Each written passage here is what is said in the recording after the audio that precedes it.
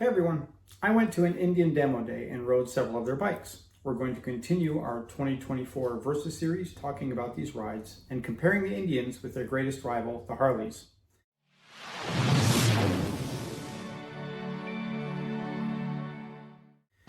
There is a vast difference between the Harley demo rides and the Indian demo rides.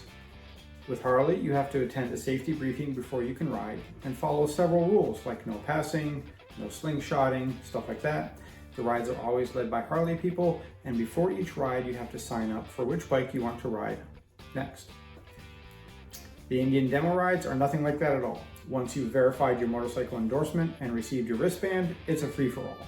On the first ride, you're expected to go with a leader so that you learn the route you're supposed to take for the rest of the rides.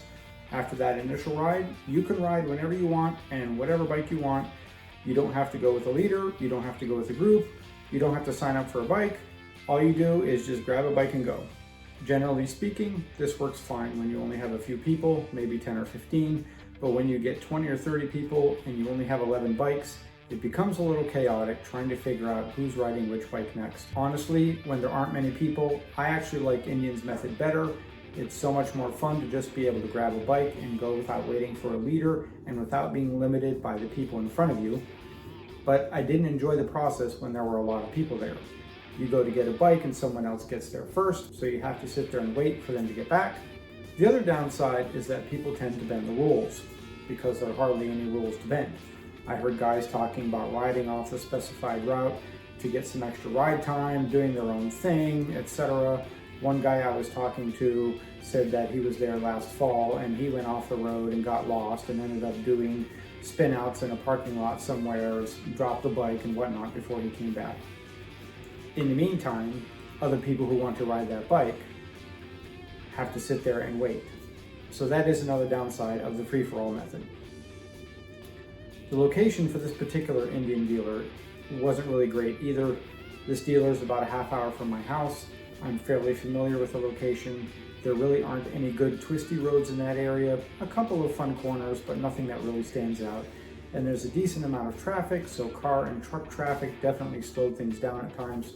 Also, the dealer did not get the full Indian truck for this weekend. They just got the trailer, which means fewer bikes. Several of the bikes were not present: Scout Classic, Super Scout, Chief Bobber, Chief Dark Horse, several others. I really wanted to ride the Springfield Dark Horse, but it wasn't available on the trailer.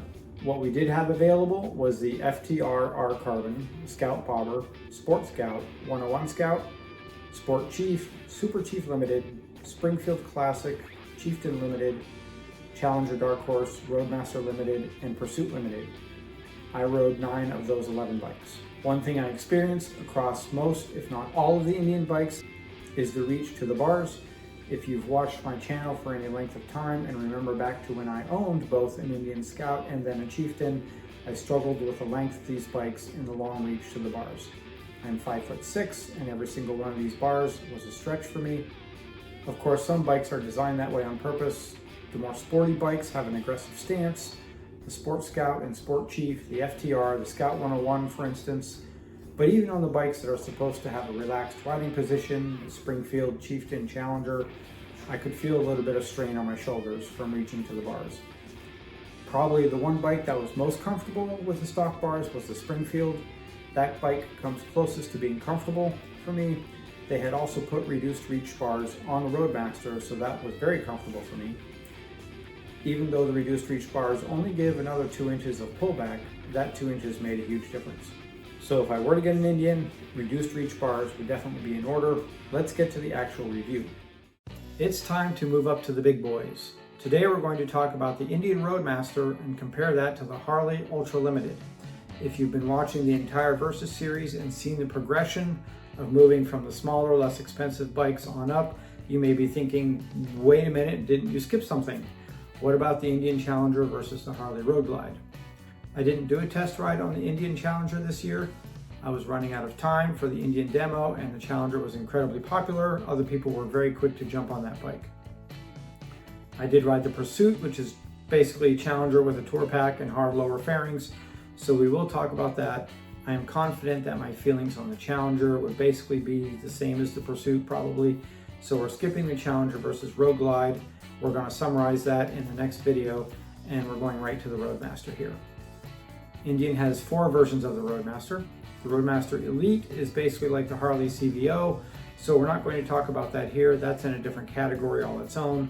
All of the remaining Roadmaster bikes have the same basic specs. What's different is the trim. So we have the base Roadmaster, the Roadmaster Dark Horse, and the Roadmaster Limited. They all start at $33,000. They all have the 116 engine with 126 foot-pounds of torque. They all have a 26.5-inch seat height. The base Roadmaster is designed to look like the Springfield Classic. It has the big swooped front fender and matching swoop on the saddlebags, and the classic-looking fairing. It weighs 910 pounds. The Roadmaster Limited and Dark Horse are the same, other than one is chrome and the other is blacked out. Modernized look on both of these. They weigh less at 890 pounds. The one I rode was a Limited. The Harley counterpart is the Ultra Limited.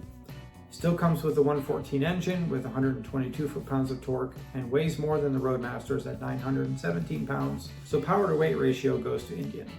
The Ultra Limited does not have a chrome option for 2024, it only comes blacked out. Point goes to Indian for having more variety, chrome, blacked out, or classic vintage. Point goes to Harley for price. Starting price is slightly lower at $32,500. However, once you start adding color options on, the Harley does become more expensive than the Indians. Seat height is higher on the Harley at 27.5 inches. Despite having an inch more seat height, the ground clearance on the Ultra is a 1/4 inch lower than the Roadmaster. Harley did not update the Ultra Limited with the bigger engine, bigger screen, and new fairings yet like they did with the Street Glide and Road Glide. I predict they will do that next year, but we will see. This puts the Roadmaster ahead with better electronics. The Roadmaster has an adjustable windshield, the Ultra does not, but the Ultra's windshield is tall enough that to me that didn't really matter actually. Both offer really good wind protection. Let's talk about the actual riding experience on these. If you watched my Harley Ultra Limited review from about a month ago, you'll know that I am new to riding these dressers. This is the first year I've ridden these heavy monsters. This particular Roadmaster had the reduced reach bars on it, so it was very comfortable to ride. There was no feeling of being stretched or twinge of pain in my shoulders at all. As is expected, the ride was very smooth. On the tight corners, I did feel the weight of the tour pack just a little bit. I felt it more on the Roadmaster than I did on the Ultra. I'm not sure if there's a difference in the center of gravity between the two or not, but it felt like the Roadmaster's center of gravity was slightly higher. Another issue I noticed on the Roadmaster is the heat coming off the lower part of the engine. This is an air-cooled engine, and my right foot was getting very hot, uncomfortably so, through my boot during the ride. Looking just at specs alone, it seems like the Indian would win on this one. But despite all of that, I'm actually going to give the win on this one to the Harley Ultra Limited. While it doesn't have as powerful of an engine or the adjustable windshield, it was slightly more comfortable and it felt like the bike was balanced just a little bit better than the Roadmaster. So far, we have 3 wins for the Indian. The Scout and the FTR won over the Nightster and Sportster, and the Springfield won over the Road King. We have 2 ties with the Super Chief and Chieftain versus the Heritage Classic and Street Glide. And we now have 2 wins for Harley with the Lowrider S over the Sport Chief and the Ultra Limited over the Roadmaster. One more comparison to go with the Pursuit versus the Road Glide Limited. Stay tuned to see the final score on the next video. Thanks everyone for watching. Please subscribe and like. See you soon.